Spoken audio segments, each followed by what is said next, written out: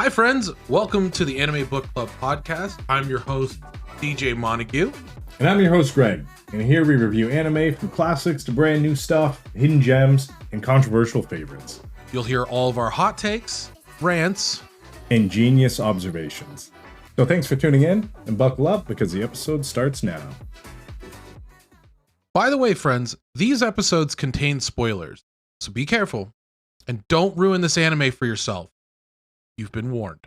I consent to you recording my voice. Do you consent to me recording your voice and also other things? The redo of Healer, the video. No, not that at all. Not that whatsoever. Anyways, my friendly friends, welcome to the newest episode of the Anime Book Club podcast. I am your co-host, JC, 6 feet under, but still somehow laughing in the afterlife, DJ Montague, and this is my co-host. I am Greg, Redmond College graduate, man bidding for Green Gables, and large hairy caterpillar smuggler, big smart large D.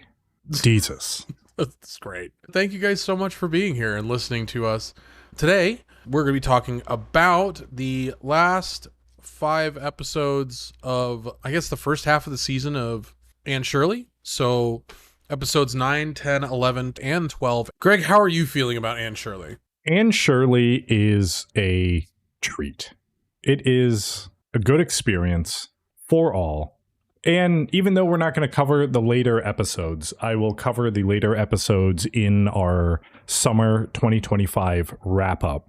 But it just gets better. I feel connected to Anne. And as an individual that did not read the books, did not watch the previous Anne of Green Gables or Green Gables movies, I wonder if they're as good as this. I would assume so. And I feel like this is what everyone else feels when they read or watch Anne Shirley. And I just feel that her journey is just very relatable. Like, I understand all of it. I feel like a connection with the characters. I feel a connection with the world. Anne of Green Gables as a whole is a very well-told story. I agree. My only issue is it's so hopeful and it is grounded that I feel like it doesn't relate to our world anymore. Like, that's the only thing that it's like reading Tolkien. You know what I mean? It's so foreign, and I think it's really hard to imagine, and so visualizing it and being able to watch the show has helped a lot. But I think if you were to just read Anne of Green Gables right now, I think a lot of people would be like, yeah, what's a kettle? Or not like a kettle, but like, what's like the old word for an oven, where it's like a fireplace / oven / fucking bed warmer and shit, like that kind of stuff. Or a ridgepole, where you get your ankles broken by LeBron James. Yeah, that stuff's tough, man. LeBron James, I'd understand that, but whatever the ridgepole is, it's rough out here. And I think that's why I like anime, because as opposed to reading a book or a light novel or something like that, where you have to use your own imagination to create the characters in your head and create the environment in your head, this kind of does it for me. So I don't have to, I don't want to say not imagine, but I guess not imagine correctly, because I don't know if my own imagination would be able to do the story as much justice as this anime is doing it for me. 100%. And I think that that's also a really good point as well.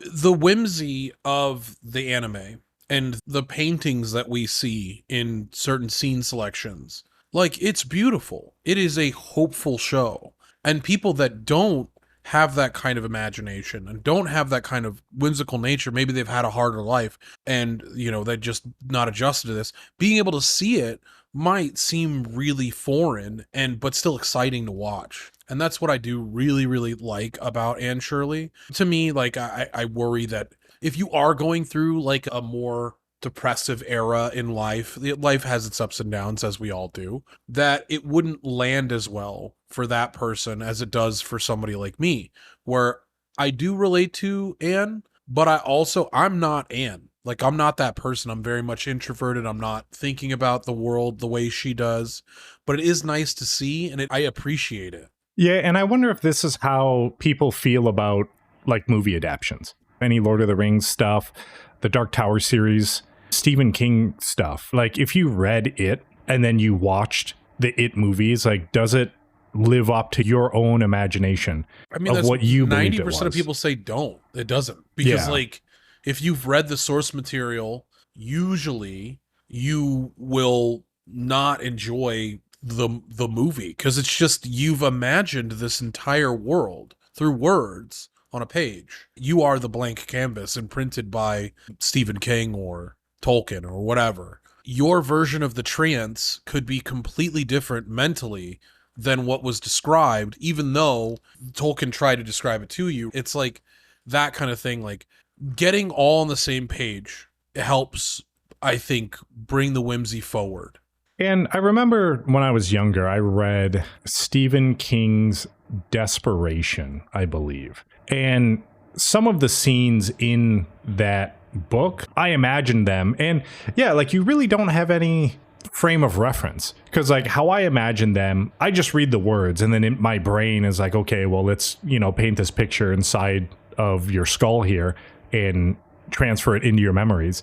And I just remember like some scenes, maybe I painted them like darker than they actually were, or maybe I didn't paint them dark enough. I don't know. It's kind of left with that unknown where did my own brain do the writing justice? Or maybe that's like the charm of books where you don't know if your own imagination is good enough. But I mean, I guess you have to define good enough at that point. Well, I mean, then you're playing video games. Yeah. Yeah. Because I mean, back in the day, like Ultima Online, like you brought up earlier, I mean, I didn't have the sickest graphics, it was literally a 2D game and you had to kind of imagine a little bit more. Even still, old World of Warcraft, most of your attacks looked the same. Most of the spell casting looked the same. Nowadays, they've obviously diversified the animations, but I remember you still had to have some sort of imagination, and the games do test you, and that's why I like video games, is having myself tested constantly is nice. And I guess you can compare it to the Final Fantasy remakes, because obviously if you played Final Fantasy VII, the original, back then, that was groundbreaking graphics. Yeah. Everyone's giant club arms or whatever was like fucking blew your mind. It was so realistic. Yeah. And then even in scenes in the ancient temple and stuff, and even like near the end, I guess you can argue that you like felt stuff. But then if you play the remake of the same story scenes, you don't have to imagine as much because they're actually having the facial emotions of the characters. And I think maybe that's one of my reservations about playing the remakes, because I remember how I felt and how I pictured the characters would act during those scenes. But then if I played remake, now it's like, I guess this is how they did feel. And if it lines up or not, I guess would determine if I would be disappointed or not. Agreed. Like the imagination behind it and the analytics of like the book translating to the anime and translating that to video games and how we used to play video games, and it be an event, so to speak, like where you're going to fight a dragon and you're like, wow, this dragon is 2D and on what basically looks like paper. And me, my little guy, holding up his sword like an idiot. And when he swings, it's just, that's it. I had to kind of imagine the rest of the fight. With that being said, we should leave the imagination up to Anne Shirley, since she has better imagination than both of us combined. True. Let's get into it, I guess. Yeah, let's rip it. Let's go with Anne Shirley, episode 9. It starts with Anne, and she passed her entrance exam and will be leaving Avonlea in the fall. And Diana and Marilla see her off with Matthew at the helm of the carriage. Diana wants Anne to write her every day, and Anne says she won't be gone forever and she'll visit on the weekends. And then I had a little note here that said, in this scene in particular, I thought it was interesting how Anne's attitude, I don't want to say changed, but differed a little bit. Because before, Anne is like, oh, Diana, you're going to be my bosom buddy forever, and we're going to be old maids together. And, how she couldn't wait to see Diana and everything, to just kind of like, oh, yeah, I'll write you occasionally and maybe show up on the weekends. She says she's gonna write her every day, and then she's like, "Yeah, I mean, maybe I'll see you, but maybe I won't because I'll be fucking way cooler than you are, you dumb bitch." And then she slaps her in the cross of it. That's obviously not what happened. That's crazy. And Shirley being more grown up and being more accepting of the world around her and being able to travel by herself a good distance away at 15, 16 years old. A lot better than I was doing. I'll tell you fucking what, buddy. But Marilla goes through day-to-day life, cleaning, cooking, and then goes to Anne's room at night, and she's sad. And Matthew walks up and says there was never a luckier mistake than what Miss Spencer made, and Marilla is like, yeah. Anne is walking with Jane and Rosie, and they say that Anne got her first-class teacher's license in the first year, and it normally takes 2 years to get your license. Anne says Mrs. Stacy encouraged her to do the second-year work too, and Jane is like, won't Gilbert be in your class? Why don't you just be friends with him? And then Anne remembers the boat incident, and Jane tells her she's being impossible, and you won't know anyone in the class except Gilbert. They run into Gilbert on the way in, and Rosie takes the lead and is like, oh, young Gilbert, that shirt is quite fetching on you.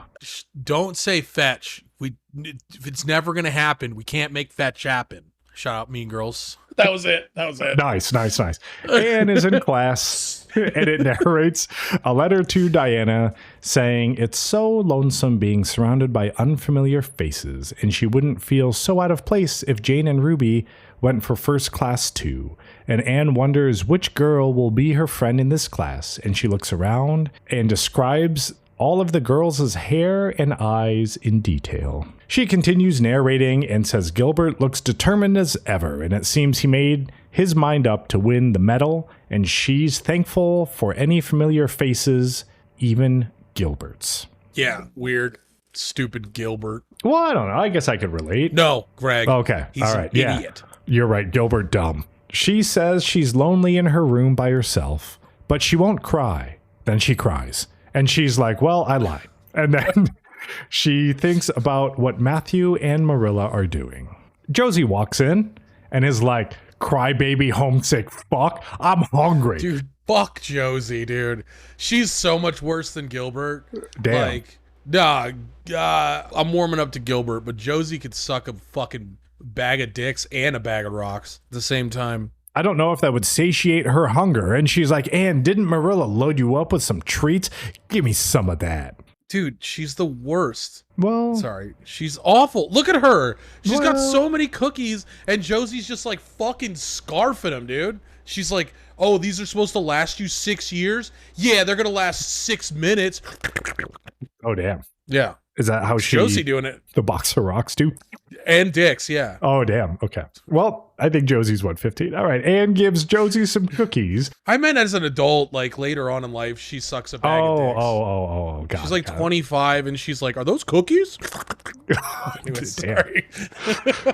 Okay. Josie walks in. Anne gives Josie some cookies and she's like, these are tiny as fuck. And they taste like country bumpkin. And then she starts eating handfuls. So maybe Josie is homesick too. I hate her. Josie says that Queens has an Avery scholarship and will be announced tomorrow. And Anne hands Josie the cookies and is like, if I could get the highest marks in English, then I could win a scholarship at Redmond College. And Josie says $250 a year for 4 years. Damn, that's a lot of money. Hell yeah. That's so much money today too. I wish I could make $250 a year. All right, so Greg, Anne okay. is like, Matthew would be proud. I'm going to win that shit, and now she's pumped. It's winter now, and Anne narrates another letter to Diana saying that all the girls in her class are thoughtful and ambitious, and says that the, quote, rose red, unquote, girl, Stella, is the hottest girl in class, and Priscilla, the, quote, dream girl, is full of mischief and fun. Stella says the medal contestants are Anne, Gilbert, and Lewis, and Anne is excited for the Avery and to go home for Christmas. Anne goes home for Christmas, and Diana meets her at the train station, and they have a reunion, and Jane and Rosie are like, man, those two see each other every weekend. Diana is like, man, I thought you would like Stella or Priscilla more, and Anne is like, nope, You're the only bosom friend for me. Montage of Anne going home, and Marilla and Matthew are super happy, and Matthew gives her a book, and Marilla cooks a feast. How dare Diana think for one hot second that bosom buddies means nothing? I don't think she thought it meant nothing. She just wanted to hear Anne say it. Yeah. She's like, I want you to say it. Yeah, I was literally going to do the same sultry voice, weird dude thing, but I mean, I've already gone so far in on Josie and her stupid cookies and her stupid fucking face. Yeah, just leave it to me. I got all the sultry. Okay, you get it, Greg. Matthew takes Anne back to the train station. Even worse. That's so much worse. And she's like, you don't need to wait in the cold for me. I'll see you in spring. Matthew leaves and looks back, and it's oddly familiar to when Anne got to Green Gables in the first place, and she walks to the platform, but Gilbert is there. Fucking dumbass bitch Gilbert. Bitch Bert, my bad, sorry. Maybe I should have read that in a sultry voice. No. Gilbert says it's hard to believe Christmas has come and gone, and they won't have time to come home until after the tests, and they gotta work hard. And he says he won't let Anne beat her. Whoa. They are back at their dorms, and there's a little scene of Anne and Gilbert working hard in their individual rooms. The tests are over, and Jane is like, man, I hope I pass, because it would suck to have paid so much money and not have anything. Josie is like, I don't care if I pass or not. I'm so rich, I'll just come back. And then she tells Anne that Professor Tremaine said Gilbert is sure to get the medal, and Emily Clay would likely win the scholarship. I swear to God, if nobody punches Josie in the face by the end of this show, I'm going to go back in time and punch Josie in the face. Damn. Right in the fucking throat. And it's legal to hit women back then, so I'd be I'm just fucking Is joking, it? guys. I'm fucking joking. Okay, I'm joking. This is just a well thought out joke, and it was very tasteful, and we all had a good time. Yep. Anne is like, that's fine. I'm just glad knowing that flowers are blooming in Green Gables right now, and that I did my best. Anne is like, forget about exams. Let's picture our future selves. And Anne, Rosie, and Jane all get lost in thought. And Josie is like, well, I guess I better think too. Cuts to Diana reading one of Anne's letters, and it says she has good news, and all of the girls passed their exams. And her and Gilbert took the first class exam, and their results will be out next week. And she's resolved to whatever the results will be, and says next to trying and winning, the best thing is trying and failing. That ain't it. That's not, I guess, trying and failing. What about trying and learning? But I think failing is learning. But she's assuming that those are synonymous. They're not, because you could fail and not fucking learn anything. I did it all the time back in high school. All the time. Well, I think with the trying and failing, putting those two together, I think Anne is making it like an experience of learning. But if she just said the best thing is failing and then not learning from the failure. Failing upward. Yeah. Jane says the results are out, and Anne is sure to win either the medal or the scholarship. And Anne says, don't empathize with me if I lose. And Jane is like, okay, bet. They walk around the corner, and everyone is celebrating Gilbert for winning the medal. And Anne is sad. But then Jane is like, wait here, I'll look at the standings. And then she says that Anne won the scholarship, and Gilbert gives her a hearty nod, and the girls celebrate. He nods so hard he almost knocks himself off that guy's shoulders. It was almost like a headbang. Or should I be like, Gilbert gives her a hearty nod? No. Okay. Save my ears. At the commencement, Anne accepts her scholarship, and Matthew and Marilla are in the audience, and other dudes are talking and say that Anne wrote this year's best essay in their proud parents, and Marilla has flashbacks to Anne growing up. They ride home, and Anne is happy to be back, and Diana is like, I guess you won't be teaching since you won the scholarship. And she said, yeah, I'll be going to Redmond in September after 3 months of vacation. Diana asks if Jane and Rosie are going to be teachers, and Anne says Newbridge has already offered their school to Jane. Diana says that Gilbert also has to be a teacher because his parents can't afford to send him to college next year, so he'll have to earn his way to college, and she expects he'll get Avonlea. Anne thinks she expected Gilbert to go to Redmond with her. I don't know why I said it like that, because that was like literally one sentence. So I think that was more of a thought than Well, what did it have a bullet point in front of maybe I just hit enter on accident. I don't know. Who knows? Matthew is still having heart troubles, and he goes to rest on the couch, and Anne asks if he's okay, and Marilla says no, and he won't stop working. And she's been worried about him, but maybe he'll get better since Anne is home. And Jerry is helping him. Fucking Jerry, dude. He's doing nothing. He hasn't been in one scene since the first time we saw him, and he's never here again. Well, it might be Matthew's fault, because Jerry's like, let me get that for you, sir. He's like, no, boy, I can do it on my own. He wants all the camera time? Yeah. He fucking throws him away. I just like when Matthew has heart trouble, he just starts punching himself in the chest to get his like heart beating Dude, again. It's intense, man. It's some real old man shit. Anne is like, Marilla, you aren't looking like yourself either. And Marilla is like, nah, I'm fine. But Anne stares her down and she's like, well, I've been having headaches and pain behind my eyes. And she says a distinguished oculist is coming to the island, so she'll go to see him. Marilla says Anne has done really well at Queen's to get a first-class license in 1 year and win the Avery Scholarship, and Anne says she couldn't have done it without them. Marilla says Rachel doesn't believe in higher education for women, but Marilla thinks that's rubbish. She then says Rachel said the Abbey Bank isn't doing too good, and asks Anne if she heard anything, and she said no, and Marilla says that everything they have saved is in that bank, but Matthew said it was a good bank. Marilla is like, oh, listen to me ramble on. I thought you were going to see Diana. Off you go. Montage of Anne hanging out with Diana. Then on her way back, she sees Matthew carrying some buckets, and she's like, I'll take one, and then asks how he feels, and he's like, yeah, I'm good. And Anne says, you have Jerry. Why are you working so hard? And he says, I can't seem to stop. And he's getting old, so he keeps forgetting to rest up. I think that's a lie, Matthew. I think you just like working. He says he's always worked hard, and he'd want to die working. And Anne said if she was the boy they wanted, then she could have helped Matthew with the work. And Matthew said he would rather have Anne than a dozen boys. And it wasn't a boy that took the Avery Scholarship. It was a girl. It was my girl. Anne narrates it was the last night before sorrow touched her life, and life doesn't go back to normal after that. Tough to read that, by the way, because, like, yeah, this whole scene, like, it's really beautiful to watch Matthew still exist, and they do such a great job of, like, his send-off episode, you know, and kind of leading up at the very end where they're like, and that was the last time I was happy, and it's like, okay, fucking chill, you didn't need to, we could have just had that moment with Matthew.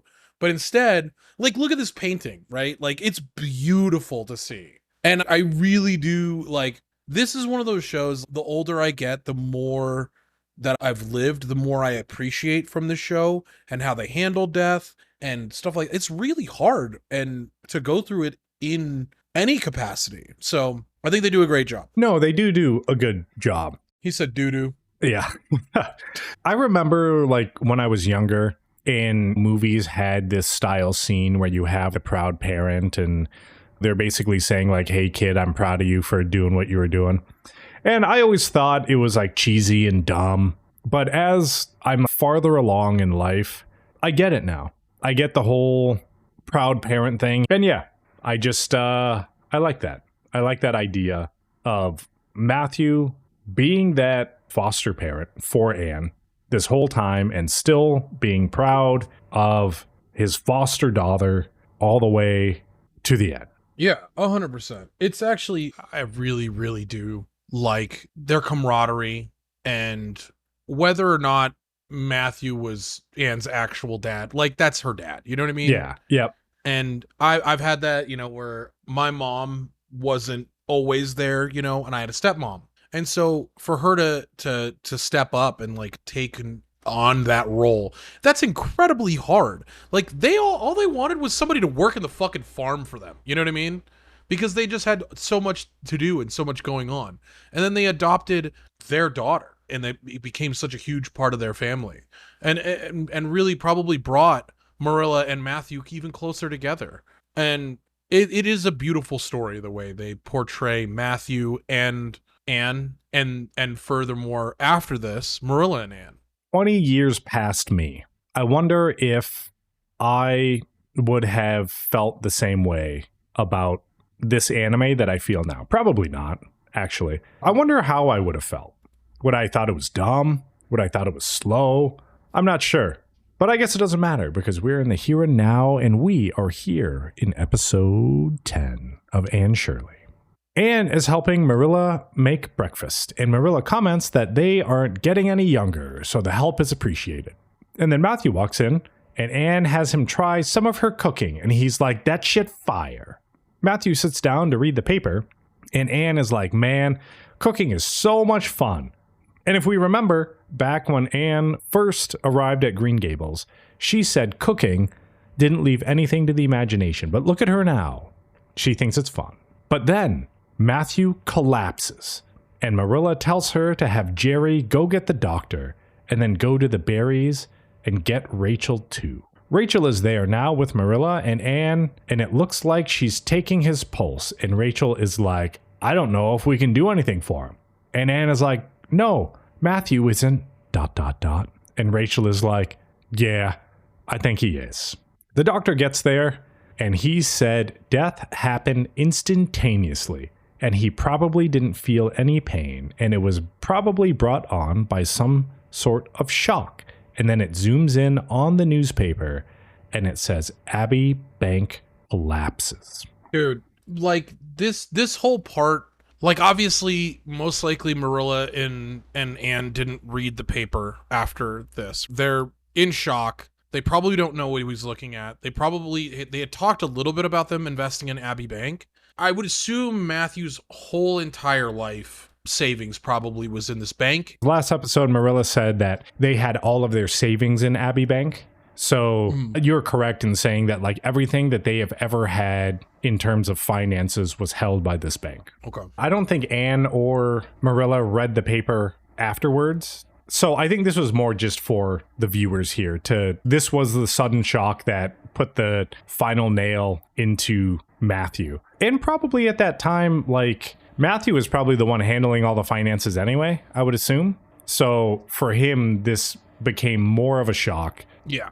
But Anne is collecting flowers, and then they have Matthew's open casket funeral, and everyone is giving condolences, and Gilbert came also. The ladies are talking in the kitchen, and Diana offers to stay the night with Anne, but she says she wants to be alone. And Diana goes downstairs, and Anne just stares into the candle in her room, and she remembers how Matthew told her he was proud from last episode, and she starts crying, and all the ladies can hear her from downstairs. Marilla goes up there, and Anne can't believe Matthew is gone, and how can they go ahead without him? And Marilla says that they have each other. Marilla says she doesn't know what she would have done if they didn't have Anne, and she's been strict on her, but she loves her as much as Matthew did, and she loves Anne like her own flesh and blood. They cart Matthew's casket, and everyone follows, and Anne sees the gilded vase things on the carriage, and sees it glinting in the sun. She's talking to Mrs. Allen, and says she misses Matthew, but still finds joy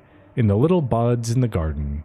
And Diana said something funny today, and she laughed, but it seems like she shouldn't. Mrs. Allen said that Matthew liked to hear her laugh, and liked that you found pleasure in the little things, and if little buds heal your heart, you shouldn't close your heart off to them.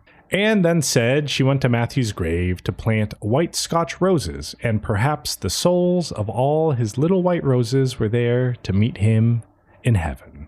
Anne comes home, and Marilla is sitting on the stoop, and Anne has some honeysuckles and puts them in Marilla's hair. Marilla says that Dr. Spencer was over while Anne was away, and the eye specialist will be in town tomorrow, and asks if Anne will be okay alone for a little bit while she's getting her eyes examined. And Anne said yeah, and Diana will come over to keep her company, and Marilla doesn't need to worry that she'll mistake raspberry cordial with wine again. Doing that, and then what we get later on with the other mistake that happens, I was just like, God damn it, Anne. Get your shit together. Look at the bottle. Look at the label on the bottle. Label the bottles. I mean, first and foremost, label the fucking bottles, guys. Marilla laughs and then asks Anne if she remembers when she dyed her hair, and Anne is like, yeah, that was silly, and she said she's given up fretting over her hair and freckles now. Marilla gets back from the eye doctor, and he recommends to give up reading and sewing and any kind of work that strains the eyes. And also don't cry, no crying. And to wear some glasses so her eyes don't get any worse. And if she doesn't, she'll be blind in 6 months. So if you cry once, you might as well kiss your eyes goodbye. Pretty intense for like a checkup. Hey, your eyes fucking suck. We should probably pluck them out of your skull and put them in water so that you don't fuck them up anymore. And then maybe we'll be able to use them again later. It's like, damn, dude, chill, bro. It ain't even like that. Apparently. Anna's like, damn, the doctor gave you some hope. And she's like, it's not much hope. How am I not supposed to cry after losing Matthew? And what is she going to do when she feels lonesome? I have a note here that says, I feel that this is a good contrast to episode 1, when Anne asked Marilla if she ever felt despair. And now I guess we are seeing Marilla feel despair 10 episodes later. And that's what I like about Anne Shirley, is they do a super good job of leaving the breadcrumbs and then connecting the dots later on in the series. Like Go Lose a Ranger could have taken some notes from Anne Shirley to make their story more impactful. Yeah, 100%. I was like, where is he going? Go Loser Ranger makes its return, baby. Yeah. It's just a well-crafted way. I didn't even think about that. But the fact that you're able to pick that up and go through that, I was thinking about the way that Marilla handles most things, which is she is pretty matter-of-factly, and like over the course of existing with Anne, she has gained some whimsy, and she has gained a little more, like, Anne's definitely rubbed off on her. Anne being able to be there for Marilla was not something you'd really see in the beginning. And now Marilla accepts her help and understands that she's there to help. And that's just like, that takes a lot of trust and respect. So it's very much, that's what it reminded me of. It's like Marilla was this hardened, like absolute thunder cunt of a woman. And then she's like, I really do soften up. I'm here with my dog. I got my backup, my homegirl. Anne is in the kitchen, but sees Marilla talking to a dude in a top hat outside. Marilla comes back in, and Anne asks what Mr. Sadler said. And Marilla said she was going to sell Green Gables, and he heard and wanted to buy it. Anne is like, oh shit, sell Green Gables? And Marilla said if her eyes weren't bad, she could manage, but right now she can't. And she said it won't sell for much, but it should be enough for her to live on. Marilla says she's glad Anne is provided for with the scholarship, and she's sorry Anne won't have a home to come back to on vacations. Anne says you don't have to sell Green Gables, and she won't be going to Redmond, and she isn't going to take the scholarship, and says she can't leave Marilla alone. Anne says Mr. Barry wants to rent the farm next year, and she will go teach, and she said Avonlea is already promised to Gilbert, but she can take Carmody School. She says it's not as convenient, but she can drive herself there and back, and even in the winter she can come home on Fridays and she'll make Marilla tea and read to her. Marilla is like, no, don't sacrifice for me.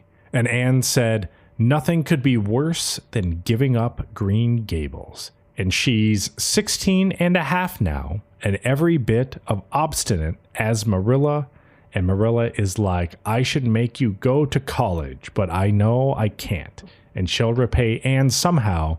And Anne is like, no repayment needed. Hold on. Let you finish talking. I'm going to go sneeze in the bathroom like 15 times because that's what's going to happen. I'll be right back. Anne is visiting Matthew's grave and watering the roses and tells him that she's at a bend in the road and doesn't know what lies ahead, but will believe that the best is what's waiting. I feel like I'm just going to wait for him. I'll wait for him to sneeze and then I will continue. Either that or I'll pretend to be him. So here we go. Josie is at the train station gossiping with some boys. Man, Josie, I'm going to throat punch Josie. She's worse than Gilbert. My name is DJ Montague and Josie's stupid. Oh man, is that true, DJ Montague? Yeah, I hate Josie and she's stupid. Damn, okay. Well, Anne says she has given up going to college and going to teach in Carmody. And Gilbert is there overhearing the conversation. Man, fuck Gilbert. My name's DJ Montague. Anne and Marilla are chilling on the porch at home. I see what's happening here. I've been replaced. Yeah. And she's like, Anne, I heard you aren't going to college. That's sick, because women should be seen and not heard. And you're going to teach. What the fuck, dude? I would never say that. No, that's what Rachel says. Oh, holy shit. I was like, I thought that was the voice you were using for me. If I did say something, I would be like, my name's DJ Montague, and it's the 1800s, and you should hit women. What the fuck? All right. I did joke about that earlier. Yeah. Obviously, don't hit women, people, and I wouldn't hit women back then either, unless it was legal and accepted. And also, I was an alcoholic. I got my leg torn. Yeah, no, it was Josie specifically. She would get fucking double throat punch. I'll stop now. I'm just joking. She might just break your ankles. She would eat my fucking fist as I fucking go to punch her in the throat. Yeah, she's like, ooh, cookies. Oh, no. Anne is like, yep. Going to Carmody. And Rachel is like, well, I heard that they decided to give you Avonlea. And Anne is like, I thought Gilbert had it. And Rachel said he withdrew his application and told them to take Anne. And he's going to teach in White Sands. And he gave up Avonlea for Anne because he knew how much she wanted to stay with Marilla. Rachel says Gilbert is super nice because going to White Sands means he's got to pay for board and also pay his way through college. Anne is like, Gilbert shouldn't sacrifice for me. And Rachel is like, too late. It's already done. And then Anne runs off. And Rachel is like, damn, she still got that kid in her. And Marilla is like, she got some of that woman in her too. And Rachel says that Marilla has mellowed out. It's true. She's been way more chill, dude. She started smoking that ganja back then, you know? Anne gets to Gilbert's house, but his mom says he went out and didn't say where, and then Anne thanks her for the Avonlea school thing. Anne is walking across a bridge and tells the world that it's lovely, and she's glad to be alive in it. And just then, Gilbert is walking towards her whistling, and then notices Anne and tips his hat and continues. Anne caves and is like, Gilbert, thanks for giving me this school, and I appreciate it. And he's like, nah. It wasn't that big of a deal. Hopefully it helps. And then they both try to talk at the same time and interrupt each other. We do this all the time, but we're not about to make out about it. You know what I mean? Oh, like, well, they're I looking don't know. at each Maybe other. we should. Thanks, Greg, for just putting that out there on the internet for all the internet to hear about us making out. Anyways. I want to be Gilbert. No, Oh, you want to be Gilbert? For Gilbert has made me into Gilbert, okay? I get to be Gilbert. All right, I'll be Anne then, I suppose, yeah. Yeah, sick. Gilbert is like, so how about it? Have you forgiven me for my old mistake like 5 years ago? And she said she forgave him when he rescued her in the boat. And she said she was stubborn back then. Gilbert holds his hand out for a shake and says they're going to be best friends. And they were born to be friends. It's their destiny. And she's thwarted destiny long enough. They shake hands and Marilla is in the kitchen cooking dinner and she sees Anne and Gilbert talking outside and laughing. Anne comes inside and Marilla is like, I didn't realize you guys became such good friends that you would talk for half an hour. And Anne is like, oh shit, was it really half an hour? And Marilla laughs. Dude, if that's all it takes, brother, what are we? We talk for hours. That's why I said we should just start making out now. Yeah, I guess. All right. Well, cool. Anne reads to Marilla in bed, and she falls asleep. And Anne says, all is right in the world. And that's episode 10. It was a beautiful episode, other than Gilbert making his comeback. But I'm also glad Gilbert's not a big piece of shit. He's not making fun of Anne. He's like, oh, I mellowed out. I needed to. I don't know. Dude, Gilbert wasn't that bad. No, he probably wasn't. He made that one mistake, and immediately after he made the mistake, like however long it was, 5 years ago, yeah, he knew he made a mistake, and he apologized immediately. He did. Anne overreacted, but you can't spell overreacting without Anne Shirley.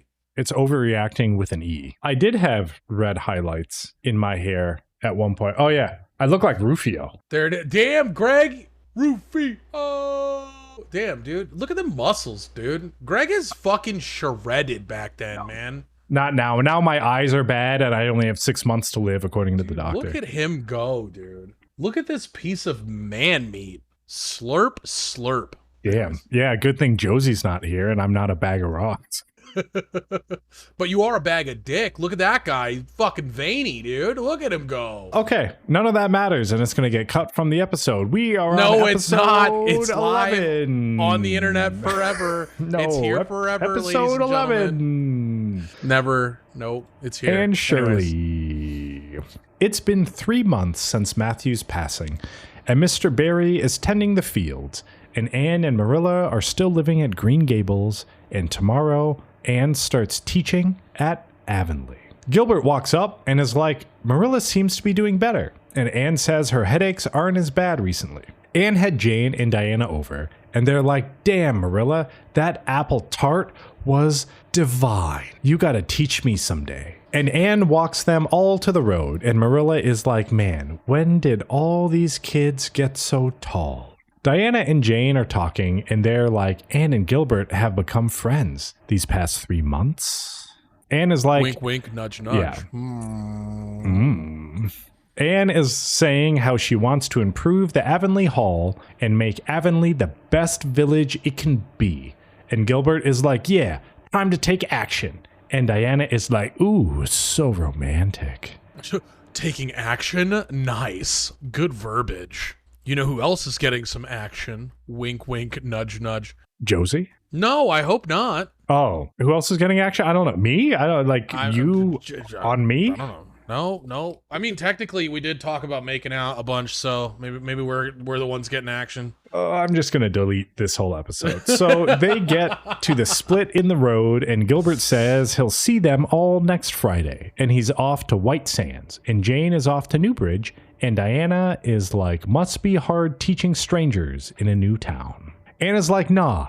Everyone knows my history and struggles, so it's worse for me in Avonlea. Jane is like, yeah, but it is work, so we gotta suffer for that money. And Anne says she wants to be a good teacher, and Gilbert says he wants to keep his students' futures in mind. Diana is like, what was up with Mr. Harrison?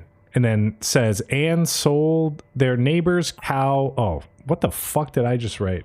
Okay, Diana is like, what was up with Mr. Harrison? And then says Anne sold their neighbor's cow instead. Okay, so I wrote this really poorly. She sold Mr. Harrison's cow on accident, thinking it was her cow. Yes. You did write it the way that it was presented to us. This next note explains everything. Anne is visiting Matthew's grave and is like, man, life is hard.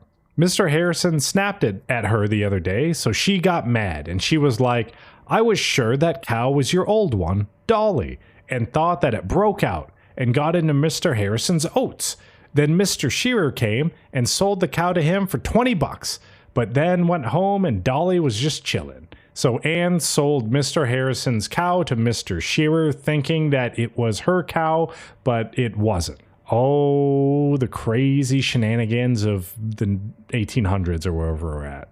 Anne has her first day of teaching at Avonlea, and all the kids are looking at her, and Anne is like, man, I can't remember a word of the speech I prepared. So she just wrote her name on the board and is like, this year's going to be sick. But the kids aren't fazed.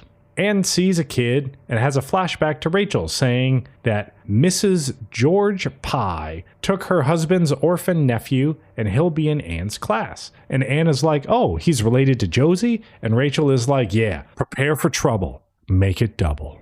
Anne is like, Anthony, who is the nephew, isn't the weather nice for school today? And he's like, fuck you. And then all the other kids look bored.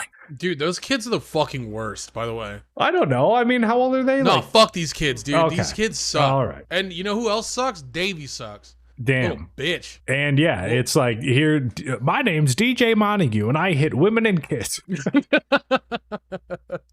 Yeah, at the same time. Yeah. A kid in the front is like, Anne, my name is Paul Irving. And Anne is like, oh, you came from America with your dad, and you live with your grandma. And he's like, yeah, but my dad went back to work in America. And then Paul is like, Anne, you spell your name with an E. And she's like, very observant of you, Paul. I'm very Anne, astute. with an E. Nailed They start it. class Nice. and do some reading, and a kid has a grasshopper in a bottle, and he lets it out. And all the girls start screaming, and now it's chaos in the classroom. And then Anthony pours some water into a girl's ear. And now Anne has both of the kids up at the front of the class to stand there as punishment, which is similar to what she had to do with Mr. Phillips. That was only one time. And how did this little piece of shit hear about it? He's Josie's nephew or something. So I'm sure Josie spilt the tea. It's recess and the kids play, but she keeps Anthony back and says she wants all of her boys to be gentlemen. And she's like, you know what that shit is? And Anthony is like, I heard you had to stand in front of the class all the time and you hit a boy with a blackboard. And is like, I'm leaving now, and whistles away. Dude, that kid sucks. That whole family sucks, dude. I'm over it. They're I don't give a rich. shit. I'll fucking fight him. Anne is defeated and walks home, but then Paul is there, and he picked a bouquet of flowers from Mr. Wright's field, and he gives them to Anne and then runs home. Anne is home with Marilla, and she says Paul's father used to live in Avonlea, and according to Rachel, Paul is Stephen Irving's kid, and Stephen abandoned Lavender Lewis over at Grafton. And Marilla is like, I don't think he abandoned her. There was a quarrel, and there was blame on both sides. And Rachel is like, well, she wasn't even married, but common enough, I guess. I'm so confused. Yeah. What can I clear up? Just the whole thing. Oh, okay. Well, Paul is Stephen's kid. Stephen was supposed to marry Lavender Lewis, but then they got into a fight and broke up. And then Stephen moved to America for work and got married and had Paul. So basically, they're just doing Avonlea gossip at this point. Okay. I mean, nothing of real consequence happened. It's not like he left the kid. Paul is not some illegitimate child or some shit. No. Is like, he's got a normal family. I mean, I except don't we find out think- he doesn't, but Well, we're going to find out. But I don't think in these 12 episodes, we really dive into the Lavender Lewis story. The later episodes of Anne Shirley, this is all explained and uncovered, and I think are some of the best episodes of Anne Shirley. oh, wow. That's good, Greg. I watched episode 13 when they have the discussion about Paul's mother. So anyway, Marilla then says Stephen went to America and got married and had Paul. Oh, I just explained this. And Marilla was like, how did you get along with him? And Anne was like, ask me in a month and maybe I'll be able to tell you. Marilla is like, oh, teacher Anne had a tough day, huh? And Anne is like, all I did today was teach kids that the letter A is the letter A. But then she's like, it's nice to get them started on the path, and it might end with Shakespeare or Paradise Lost. Marilla is like, oops, made too much stew again. Matthew loves stew. And Anne is like, don't worry, I'm going to eat the shit out of this stew. Verbatim, what she said. Anne and Diana are riding in the carriage, and Anne narrates that her and the rest of the adolescents from Avonlea formed the Village of Improvement Society, and Gilbert was elected president. Diana is treasurer, and Anne is secretary, and they're having their first meeting. I realize that went pretty fast, and that's kind of how the anime did it too, It's is true. they're kind of like going down these series of events, and they're only on screen for maybe like 10, 15 seconds or something like that. Yeah. So if it sounds fast and that I'm kind of like skipping, I'm not necessarily skipping. That's just how the anime was doing it. They're kind of presenting just a lot of information. They're go-go loser rangering all over the place. Yeah, But they're at kind of least the fast show is forwarding good. a little bit. I think they're highlighting the important events that happen during this Yeah. time of Anne being back in Green Gables and basically just teaching. They can't just have a whole episode where Anne went to teach, she came home, fell asleep, woke up, went to teach, came home, fell asleep. Yeah. So yeah. they're kind of just inserting the high points in here for us. The Village of Improvement Society's first order of business is how much it costs to improve Avonlea Hall. And another dude is like, we should start a subscription. And Rosie is like, sounds good. Josie is like, you know what other people are calling this group? The Courting Club. And Anne says that Marilla said that people don't like being improved. But Anne was like, we're trying to improve the village, not the people in it. And everyone brings up things other people have said they wanted changed. This is right now the same thing that happens in the world. It's true. People do not like improvement or change. They want shit to stay the same all the time. I mean, people are comfortable in their comfort zone, whether that comfort zone is the best for them or not. A lot of Yeah. people don't want to change and move out of that comfort zone, even though in the long run it would be better for them. Whether or not all of these people like end up marrying each other, it doesn't matter as long as they're doing good for the community. And these old bats that are like, it's just a social circle and I hate kids. Like, they're like me. Like, don't be like me. Anne is like, well, I guess we got to go door to door to clear our names to everyone. Back to Diana and Anne on the carriage. Why is Josie in this group, by the way? She's fucking useless. I mean, someone's got to slurp up the box of rocks. Yeah. Okay. Back to Diana and Anne on the carriage. Diana is like, man, why are we taking the New Bridge Road? All the old cranksters are on it, and I've been dreading this. And Anne says she feels responsible because she's the one that suggested the Village Improvement Society in the first place. And Anne will be doing all the talking, and Diana is like, man, I know they're going to treat us like solicitors. They go to see Catherine and Elsa first, and Elsa is like, man, if I had extra money, I'd just burn it and have fun watching it instead of donating it to you fucks. And she says the hall is a place for young people to meet. Catherine is like, well, the young kids need to meet up and have fun somewhere. And Elsa is like, we didn't have that shit when we were kids. What kind of fucking psycho is this lady, dude? The world is just going to hell in a handbasket, and there is no bright side. But Anne is like, yeah, there is. The world is sick as fuck. And Eliza is like, you wouldn't say that if you lived as long as me. Anne's great. Elisa's just the worst, man. She's just like a crotchety old bat. That is actually me in real life. Dude, I thought about that the other day, like how wallpaper has just like gone away for like more modern quote unquote style housing. And like, I remember going to my grandma's and it looked exactly like what's in this fucking image. There's fucking china over there. Don't fucking touch those plates. Don't touch that fucking vase. And there's like, yeah, like it's just crazy how much they nailed the old style. I remember that I went to, it was probably one of my parents' friends' houses or something like that. They had that room that was like roped off. That room is only used for special occasions. Like, don't touch the carpet. Don't fucking touch anything. Like, Don't go past that rope. This room is specifically for entertaining for like holidays, 7 days out of the year, and we don't use it for anything else. It's crazy. That shit blew my mind. We don't make enough money to have that anymore. But, you know, like, I ain't got that room. I don't have that room.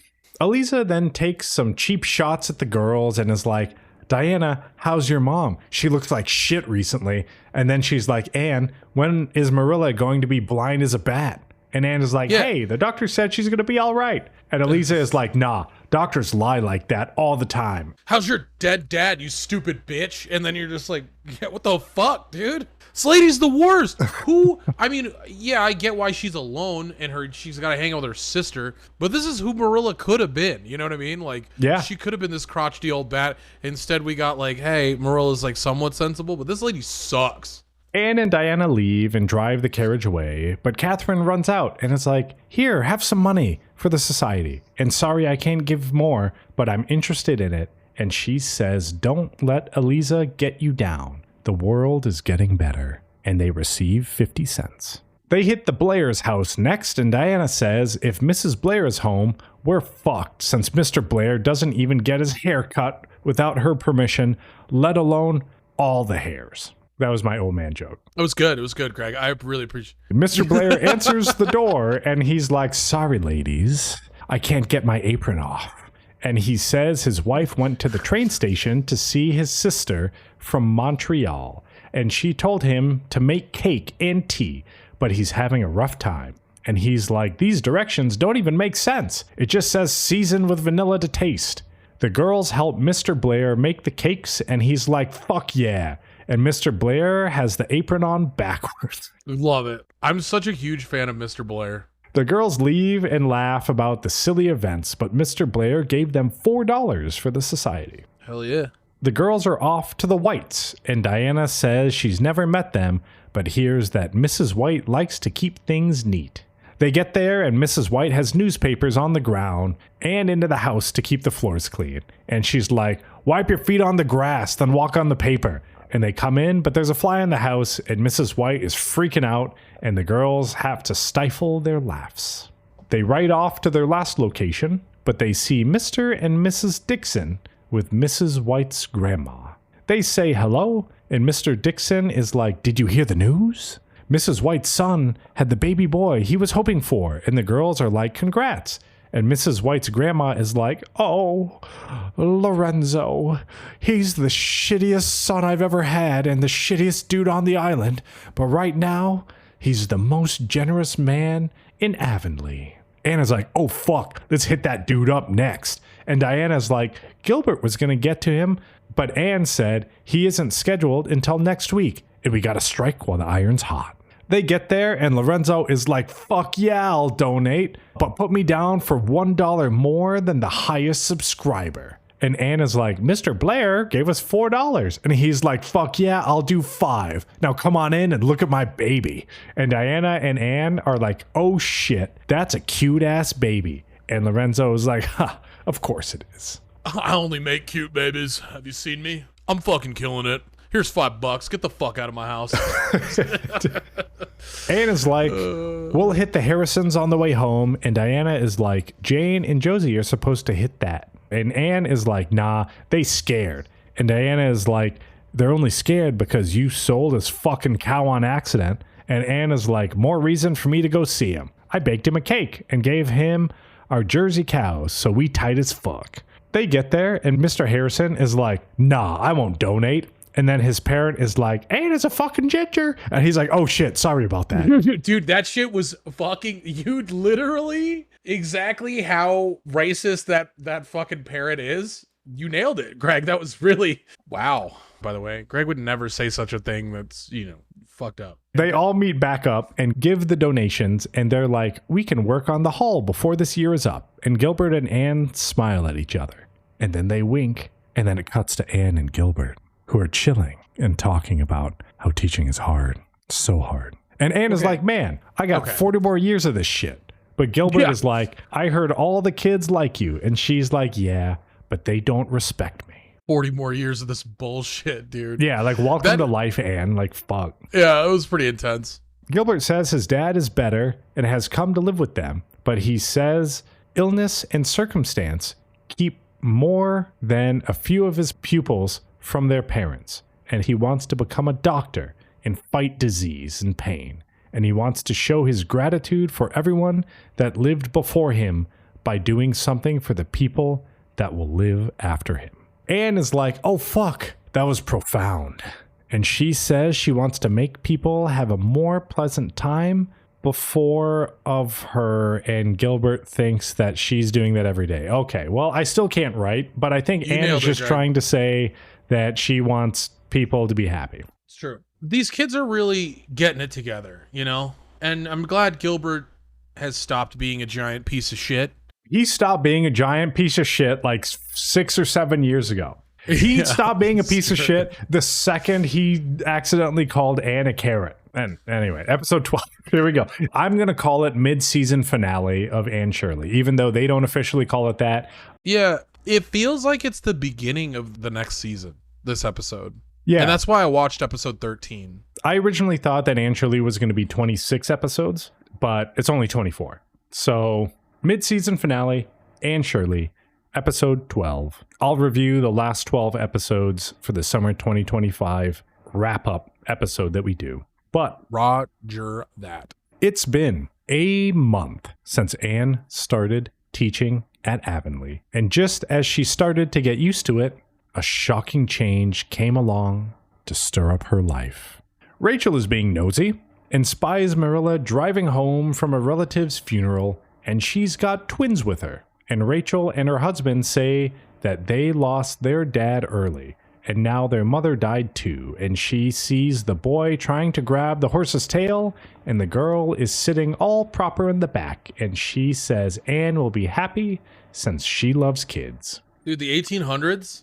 I mean, dysentery's taken everybody. I guess that's what happens. They're just like, oh, hey, like, you want to take these kids? And you're just like, sure. And like, no one changes the records Dude. or addresses or anything. And then you just have to hear in the grapevine, like, oh, yeah, you know, fucking these kids went here. And then Marilla took them. And then now Anne is taking care of them. Yeah, there's Crazy. really no paperwork for the kids, obviously, because like government didn't really do a lot back then in terms of like record keeping and like birthright citizenship and shit like that. So I think there's like records of where the kid are, who their parents were, and then they're like, all right, good fucking luck, and that's it. These kids had a stroke of bad luck, and then the government was like, that sucks. Yeah, and then all their See records ya. were stored at Abbey Bank, and then it went under. and So it now collapsed. the records are just fucking gone. And then the government was like, that's sick. We should bail out Abbey Bank after it closes. And then they bail them out. And then the rich get richer. And then JC damn. gets madder. They couldn't imagine Marilla raising a kid, but now she's got twins on top of Anne. And Rachel says, you're never safe from being surprised until you're fucking dead. Marilla gets home, and she's exhausted. And Anne helps unload the kids, and Dora is the girl. And the boy introduces himself as Mr. David Keith. Fuck this kid, man. This kid's a piece of shit. They eat, and Marilla is like, Davy, you gotta mind your table manners. And he's like, I'm so hungry, I got no time to eat politely, fucker. And is like, this cake good as fuck, I want another. And Anne gives him one of hers, and he just snatches it and eats it. And Marilla is like, you gotta say thank you. And he's like, if you give me another piece, I'll say thanks, bitch. And then he steals Dora's cake. This is literally exactly what this fucking absolute troglodyte of a child does. Anne is like, Davy, gentlemen don't do that. And he's like, fuck yeah, I know that. I'm a fucking dog. And he's like, you don't have to be a gentleman until you grow up, so I'm good. Anne says, you can start being a gentleman now. And they don't forget to say thank you. And he gives him her last cake, and he eats it and doesn't say thank you and is like, nah, I'll just wait till I'm older. Fuck you, bitch. Marilla's like, okay, time for bed. And he's like, nah, I'm good. This kid sucks. Yeah, he's not good. The next day, Anne tells Davy to wash his face, and he's like, nah, I washed it yesterday. And Anne is like, we going to church, don't be dirty. And Anne grabs him, and he struggles, and Anne says Paul Irving washes his face every day without being told. And Davy is like, who that?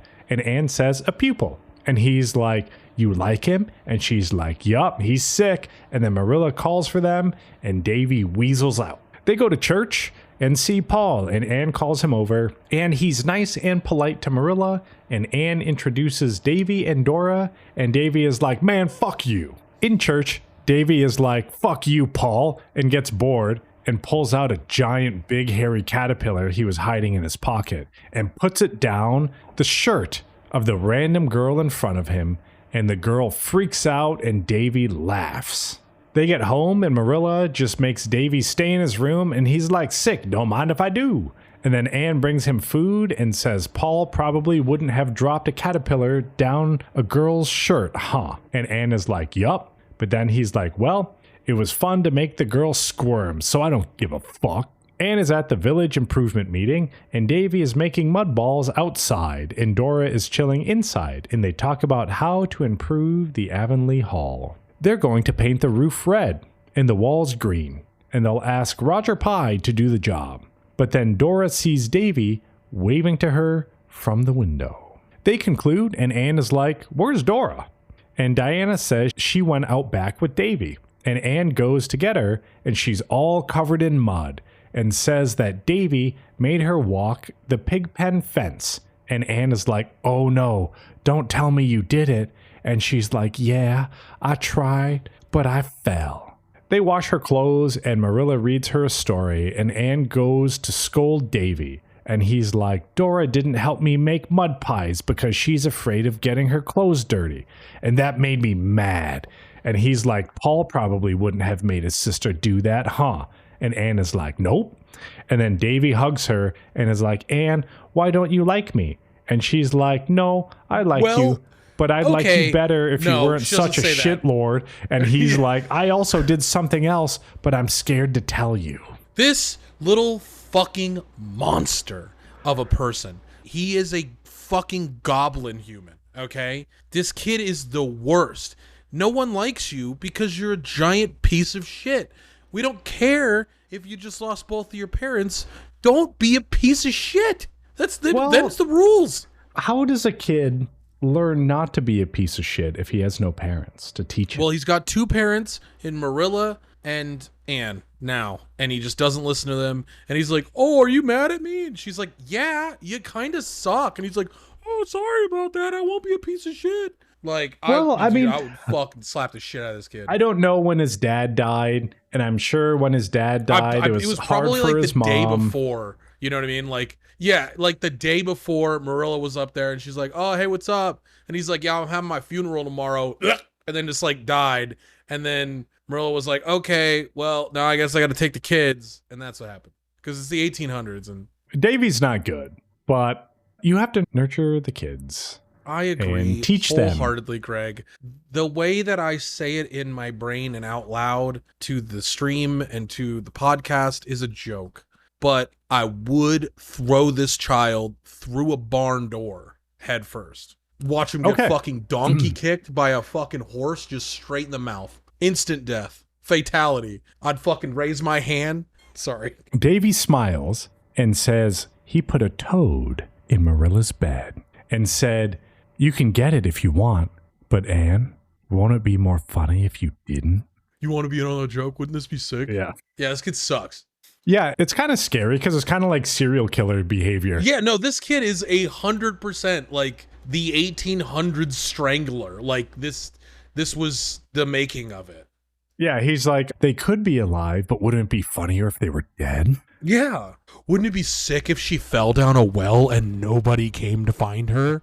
Yeah, and she just turns into Sadako from The Ring. Yeah, exactly. Exactly. Anne goes and gets the toad, and Davy is like, "Damn, that would have been funny." Oh well, as he smiles menacingly, Anne is walking from school and says the past fortnight has been peaceful and Davy has been behaving himself. And she says the trees are so nice, and she hugs one and says each and every one of them are her friends. And then she kisses one, and Diana walks up and is like, "Man, what the hell?" And Anne says that these walks home are the only time she gets for dreaming. Diana is heading to the Dixons to help Alberta cut out her new dress, and she's like, "You want to walk me home?" And she's like, "Maybe, since Fred Wright is away in town." And she teases her about liking Fred. Anne gets home, and Marilla is like, "I can't find Dora." And she just got back from Rachel's, and Davy is just playing in the mud. They ask Davy, and he has a mischievous smile and is like, "I haven't seen her since dinner." Marilla and Anne look for Dora, but can't find her. And Davy is like, "I don't know. Maybe she's upside down dead in the well." Yeah, literally, this kid is a monster.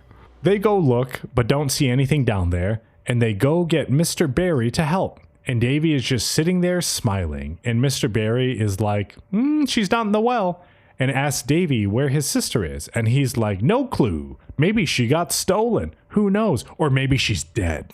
Marilla is like, "Dora likes Mr. Harrison's parrot, so maybe she went over there." And Anne goes and she finds Dora trapped inside Mr. Harrison's shed, and she says that her and Davy came to see the parrot and he locked her in there.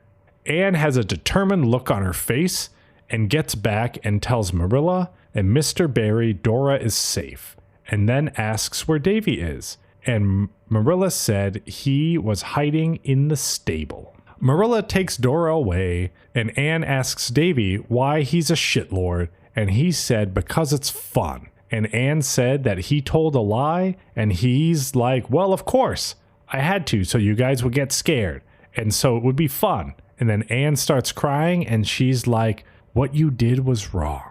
This is how you create, like, childhood trauma for Dora. Like, Dora is going to grow up and just remember... Dude... all of the shitty stuff that Davy did to her, and she has no, like, outlet. No, she's... And I mean, there's no such thing as, like, a therapist back in the 1800s, right? Psychiatrist was like, "Hey, we're going to give you a bunch of Valium and sit you in a fucking room away from society." Like, Davy is an absolute sociopath. And 100%. And poor Dora is just going to be one of his many victims along the road. This kid is the worst.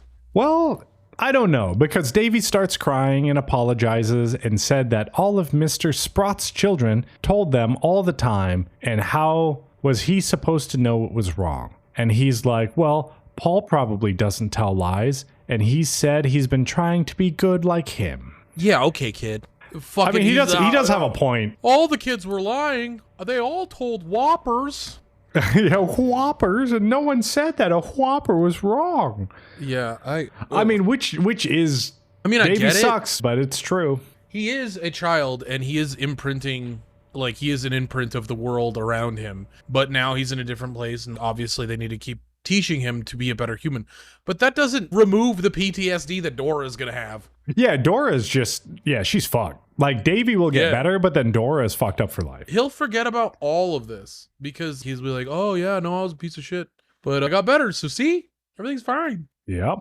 Anne says that there's plenty of fun in the world without telling lies, and she'll teach him. And Davy said now that he knows it's wrong, he won't ever tell a lie again. And he's like, how are you going to punish me? And Marilla walks out with the brass knuckles and is like, oh yeah. Slaps the shit out of him. Fucking teeth against the wall. Marilla is like, all I know is to send them to bed without supper. So Anne, what should we do with that imagination of yours?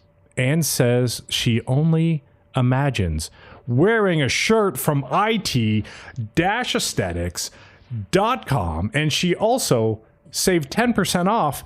No imagination there, Anne, using the promo code TABC10 on checkout. Hell yeah. And you can go get your Marilla Brass Knuckle Beat Up Davy shirt over at it-aesthetics.com. Hell yeah. Shit yeah, in fact. Yeah, whenever I do that, I just immediately lose my place in the notes. So give me like... It's gone forever. Yeah. We're never going to get back there. This is done. And what should we do with that imagination of yours? Anne says she only imagines pleasant things, so going to bed without supper is fine. And she says that there are so many unpleasant things in the world already, there's no need to imagine more. And that is so true, Anne. Anne puts Davy to bed, and he's like, lies are bad, right? Even for grown-ups. And she said, yup.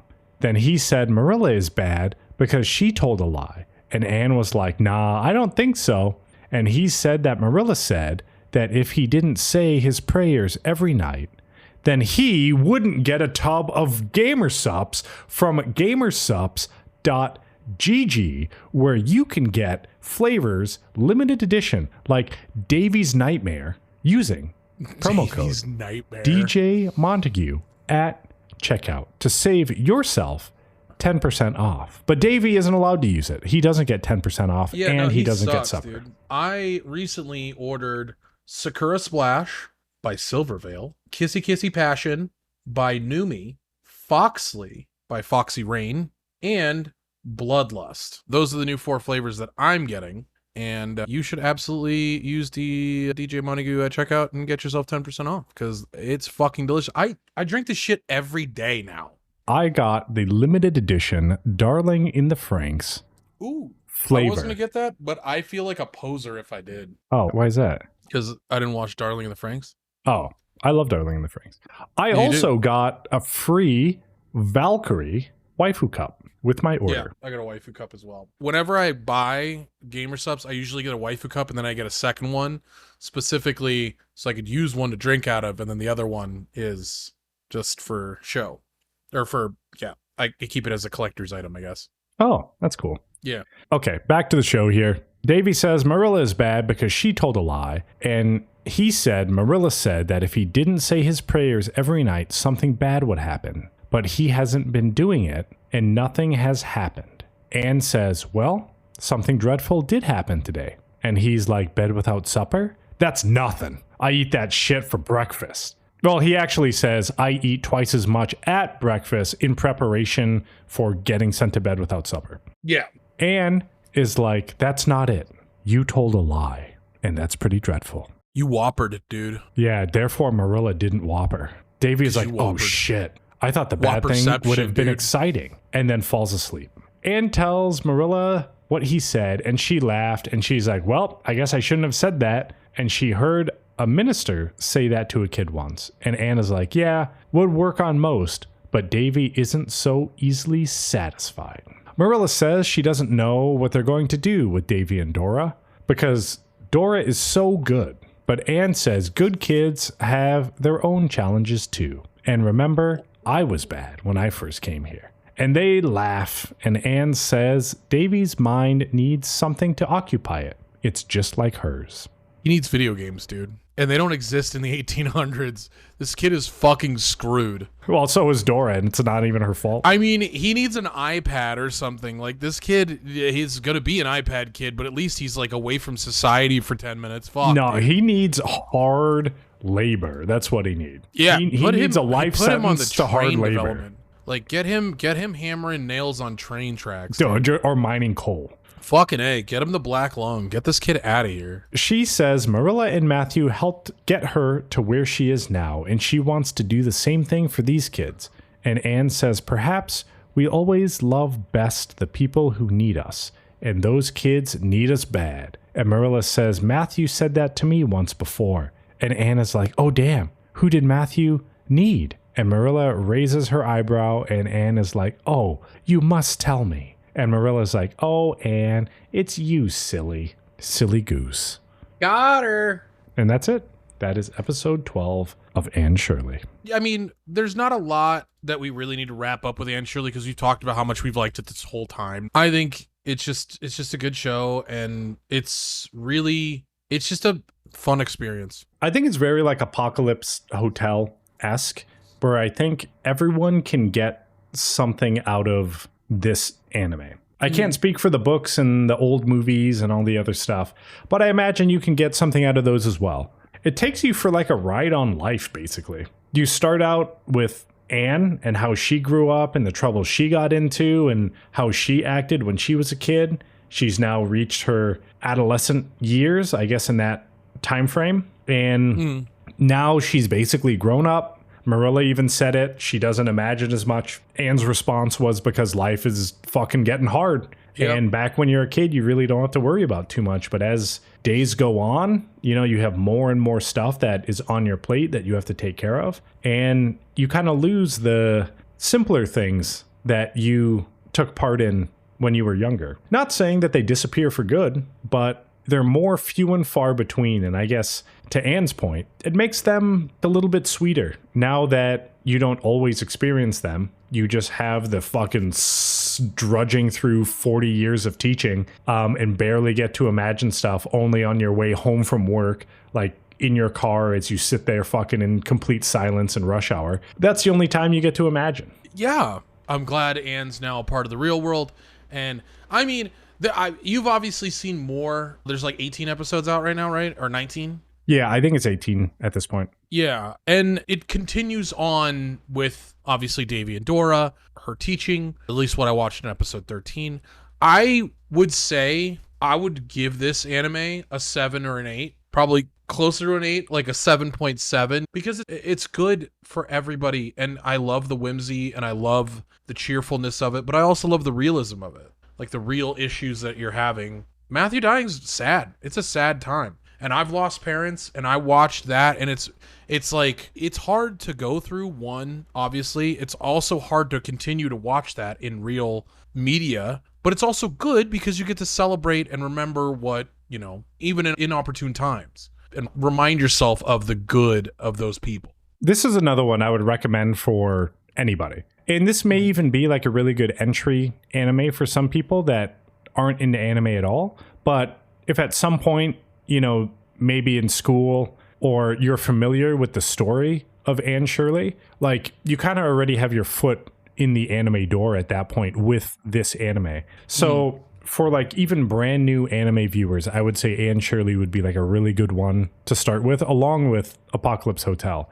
And I even think for seasoned anime veterans, the animation is good. The art style is good. Yeah. The storytelling is good. I mean, obviously these characters like Anne and Marilla and Matthew, like they've already been created and their stories have been told over a variety of mediums in the past. So it's not like these characters themselves are new, but I think that in the anime, they do a really good job of animating and anime-fying Anne Shirley without going completely overboard and staying true to the source material of Anne of Green Gables. And yeah, I give it an 8 as well. There really isn't anything wrong with Anne Shirley. From what I read of negative reviews, I think a lot of people were saying the speed at which Anne Shirley is going is a little fast. But for me, I never read the original Anne Shirley or the movies. So dude, here's my I'm thing. only familiar with this speed. The original source material is 400 and whatever pages Pinky said earlier, 450 pages.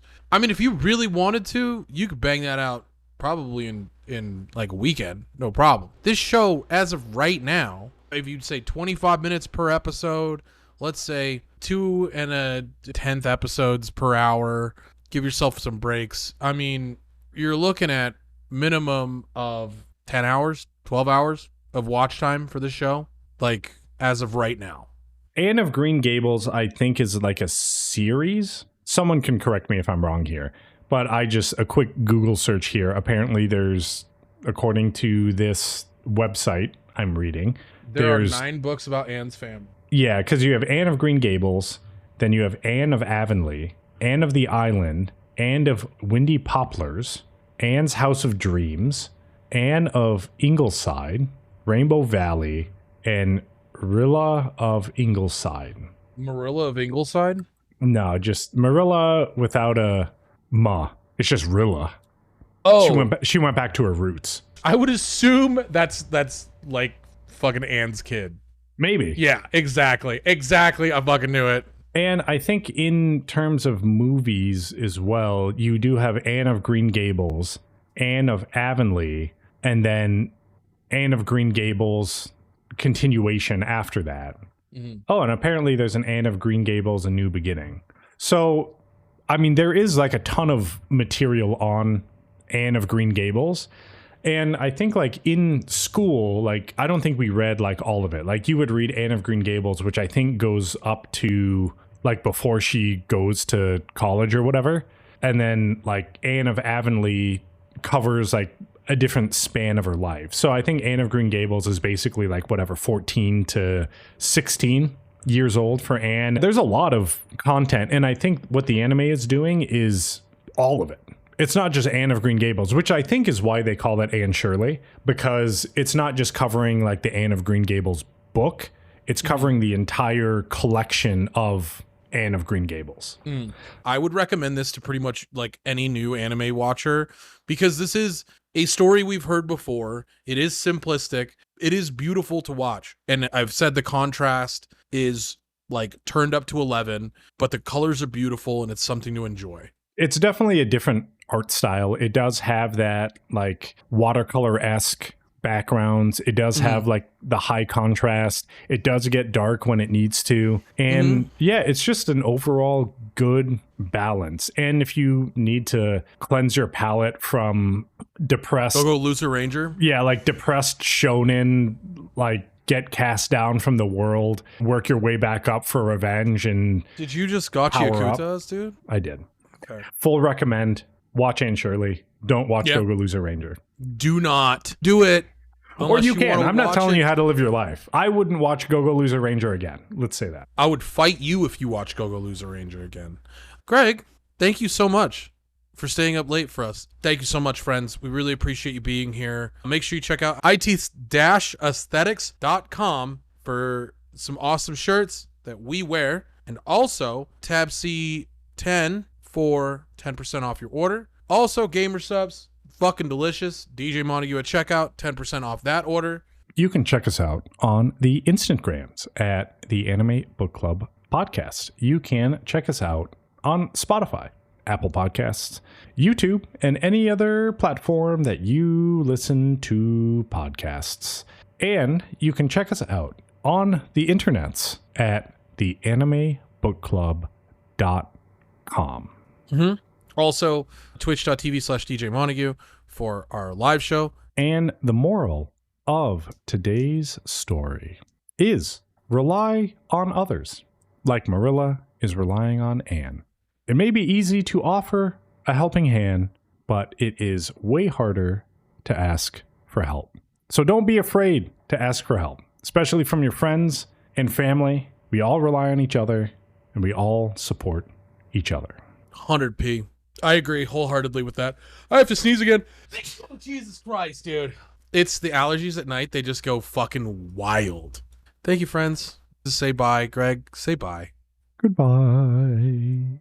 Thank you, friends, for checking out the Anime Book Club podcast. We hope you enjoyed the episode.